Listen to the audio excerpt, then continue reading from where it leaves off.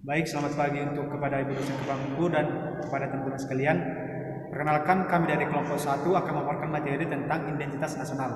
Nah, sebelumnya itu perkenalkan, nama saya Ferdinand Hendrahia, Prodi PGSD. Di sini saya bertugas sebagai moderator. Nah, kami akan membahas mengenai identitas nasional. Nah, makalah kami ini mempunyai tujuan tentang yang ini sampai dalam pembuatan makalah ini adalah memberikan pemahaman mengenai tentang identitas nasional bangsanya sendiri. Kemudian ada rumusan masalah yang akan kami bahas di sini. Yang pertama yaitu ada pengertian dari identitas nasional. Kemudian ada bagaimana identitas nasional Indonesia dan ruang lingkupnya. Kemudian yang ketiga, apa saja bentuk dari identitas nasional. Kemudian ada juga yang namanya manfaat. Manfaatnya ini adalah kiranya dari materi atau pemaparan kami paparkan dapat menjadi suatu pola pikir bagi mahasiswa ataupun bagi penonton video kami untuk pemahaman mengenai identitas nasional kedepannya. Baik, untuk pemaparan selanjutnya akan dilanjutkan oleh teman saya.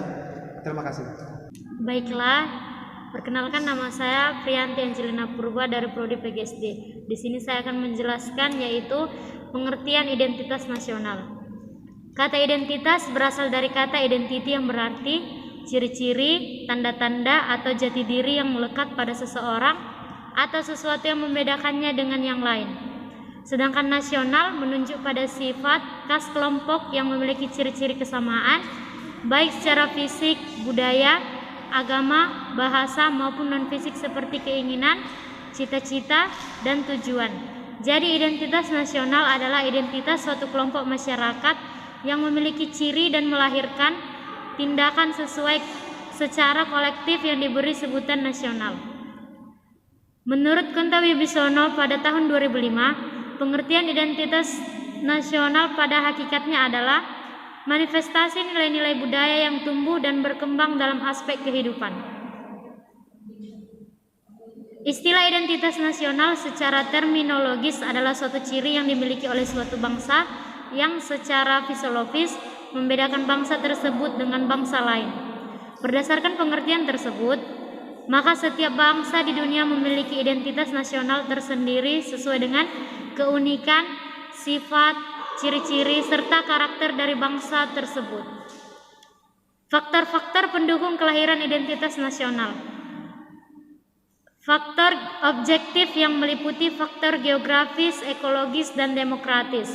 Kondisi geografis ekologis yang membentuk Indonesia sebagai wilayah kepulauan yang beriklim tropis dan terletak di persimpangan jalan komunikasi antar wilayah dunia di Asia Tenggara, ikut mempengaruhi perkembangan kehidupan demografis, ekonomis, sosial, dan kultural bangsa Indonesia. Yang kedua yaitu faktor subjektif yang meliputi primordial.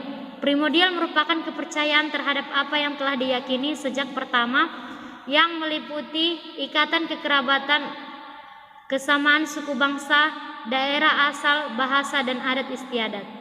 Yang kedua yaitu sakral.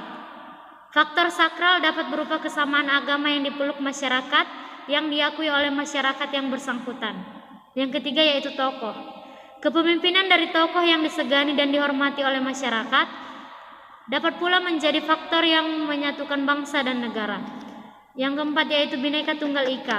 Prinsip Bhinneka Tunggal Ika pada dasarnya adalah kesediaan warga negara untuk bersatu dalam perbedaan, yaitu kesediaan warga negara untuk setia pada negara dan pemerintah. Perkenalkan, nama saya Veronica Nenggolan. Di sini saya akan melanjutkan pembahasan dari teman saya Priyanti Purba. Identitas kultural unity atau identitas kesukuan bangsa. Identitas yang dimiliki oleh sebuah kultural kurang lebih bersifat askriptif atau sudah ada sejak lahir, bersifat alamiah, primer, dan etnik. Setiap anggota kultural unity memiliki kesetiaan atau loyalitas pada identitasnya. Identitas politikal unity atau identitas kebangsaan merupakan kesepakatan banyak bangsa di dalamnya, bersifat buatan, sekunder, etis, dan nasional. Beberapa bentuk identitas nasional Indonesia adalah: 1. Pancasila sebagai dasar filsafat negara.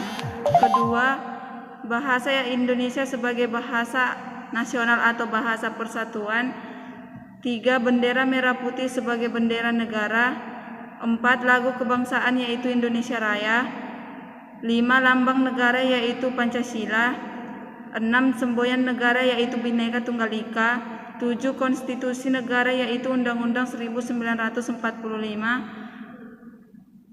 6. Bentuk negara Kesatuan Republik Indonesia yang berkedaulatan rakyat. 7. Kebudayaan daerah yang telah diterima sebagai kebudayaan nasional. 2. Parameter identitas nasional. Parameter artinya suatu ukuran atau patokan yang dapat digunakan untuk menyatakan sesuatu itu menjadi khas. Jadi parameter identitas nasional berarti suatu ukuran yang digunakan untuk menyatakan bahwa identitas nasional itu menjadi ciri khas suatu bangsa. 3. Indikator identitas nasional. 1. Pola perilaku yang nampak dalam kegiatan masyarakat seperti adat istiadat, tata cara kelakuan, dan kebiasaan.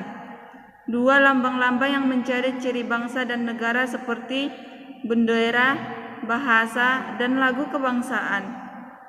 3. Alat perlengkapan yang digunakan untuk mencapai tujuan yaitu 1. Bangunan, 2. Peralatan, 3. Manusia, dan 4. Teknologi.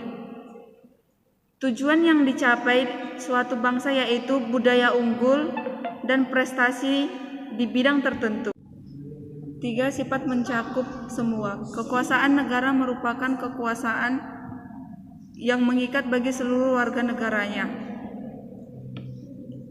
Yang keempat, sifat menentukan. Negara memiliki kekuasaan untuk menentukan sikap-sikap menjaga stabilitas negara itu. Sifat menentukan juga membuat negara dapat menentukan secara unilateral dan dapat pula menuntut bahwa semua orang yang ada di dalam wilayah suatu negara atau kecuali orang asing menjadi anggota politik negara. Adapun sifat-sifat yang hanya dimiliki suatu negara berdasarkan pada landasan ideologi tersebut. Misalnya negara Indonesia memiliki sifat-sifat yang sesuai dengan Pancasila yaitu 1. Ketuhanan. Ialah sifat-sifat keadaan negara yang sesuai dengan hakikat Tuhan, yaitu kesesuaian dalam arti sebab dan akibat merupakan suatu nilai agama. Yang kedua, kemanusiaan adalah sifat-sifat keadaan negara yang sesuai dengan hakikat manusia.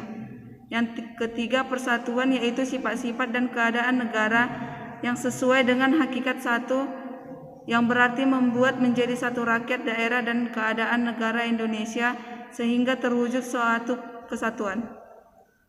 Yang keempat, kerakyatan yaitu sifat-sifat keadaan negara yang sesuai dengan hakikat rakyat. Yang kelima, keadilan yaitu sifat-sifat dan keadaan negara yang sesuai dengan hakikat adil. Baiklah, nanti akan dilanjutkan dengan teman saya. Terima kasih. Perkenalkan, nama saya Fauja Safira. Saya akan melanjutkan pemaparan dari teman saya. Menurut Kamus Besar Bahasa Indonesia, negara mempunyai dua pengertian. Pertama, negara adalah organisasi di suatu wilayah yang mempunyai kekuasaan tertinggi, yang sah dan ditaati rakyatnya. Kedua, negara adalah kelompok sosial yang menduduki wilayah atau daerah tertentu yang diorganisasi di bawah lembaga politik dan pemerintah yang efektif, yang mempunyai satu kesatuan politik, berdaulat sehingga berhak menentukan tujuan nasionalnya. Pengertian negara dari pendapat para ahli. Yang pertama, Georgi Jelinek. Negara adalah organisasi kekuasaan dari sekelompok manusia yang telah berkediaman di wilayah tertentu. Yang kedua, menurut Soenarko, negara adalah organisasi kekuasaan masyarakat yang mempunyai daerah tertentu, di mana kekuasaan negara berlaku sepenuhnya sebagai sovereign. Unsur-unsur negara. Pertama, unsur konstitutif. 1. Rakyat, yaitu orang-orang yang bertempat tinggal di suatu wilayah, suatu negara, dan tunduk pada kekuasaan negara tersebut. Yang kedua, wilayah, yaitu daerah yang menjadi kekuasaan negara serta menjadi tempat tinggal bagi rakyat negara. Yang ketiga, pemerintah yang berdaulat, yaitu adanya penyelenggara negara yang memiliki kekuasaan menyelenggarakan pemerintahan di negara tersebut. 2. Unsur deklaratif, yaitu pengakuan dari negara lain. Teori terjadinya negara. Proses terjadinya negara secara teoritis yaitu 1. Teori hukum alam, 2. Teori kehutanan, 3. Teori perjanjian. Kedua, proses terjadinya negara secara modern. 1. Penaklukan, 2. Peleburan, 3. Pemecahan, 4. Pemisahan diri, 5. Perjuangan atau revolusi, 6. Penyerahan atau pemberian, 7. Pendudukan atas wilayah yang belum ada pemerintahan. Baiklah, pemaparan selanjutnya akan dipaparkan oleh teman saya. Baiklah, saya akan melanjutkan pemaparan dari teman saya. Perkenalkan, nama saya Kanisha Anggreni Damanik. Adapun fungsi negara menurut John Locke, yang pertama yaitu fungsi legislatif, yaitu membuat peraturan. 2. Fungsi eksekutif, yaitu melaksanakan peraturan. 3. Fungsi yudikatif, yaitu mengurusi urusan luar negeri dan urusan perang dan damai. Ada beberapa teori tentang hakikat negara, diantaranya yang pertama yaitu teori sosiologis. Manusia merupakan makhluk sosial yang tidak dapat hidup sendiri. Kebutuhan antar individu tersebut membentuk suatu masyarakat di dalam ruang lingkup. Terdapat banyak kepentingan individu yang saling berkaitan satu sama lain dan tidak jarang pula saling bertentangan. Maka manusia harus dapat beradaptasi dengan baik untuk menyesuaikan kepentingannya agar hidup dan dengan rukun. Adapun teori yuridis menurut Patrisal, teori yang menganut kekeluargaan di mana terdapat satu orang yang bijaksana dan kuat yang dijadikan sebagai kepala keluarga. Yang kedua, patriominal, yaitu raja yang mempunyai hak sepenuhnya atas daerah kekuasaannya dan setiap orang yang berada di wilayah tersebut harus tunduk terhadap raja tersebut. Yang ketiga yaitu perjanjian. Raja mengadakan perjanjian dengan masyarakatnya untuk melindungi hak-hak masyarakat itu, dan jika hal tersebut tidak dilakukan, maka masyarakat dapat meminta pertanggungjawaban raja. Baiklah, selanjutnya akan dipaparkan oleh teman saya. Baiklah, perkenalkan, nama saya Melita Sinaga. Kesimpulan dari makalah kami adalah identitas nasional adalah suatu kelompok masyarakat yang memiliki ciri dan melahirkan tindakan secara kolektif yang diberi sebutan nasional. Unsur pembentukan identitas nasional terdiri dari 5 unsur. Yang pertama, unsur sejarah, kebudayaan, budaya unggul, suku, bahasa, agama, dan bahasa. Parameter identitas nasional artinya suatu ukuran yang dapat digunakan untuk menyatakan sesuatu itu menjadi khas. Identitas nasional antara lain 1.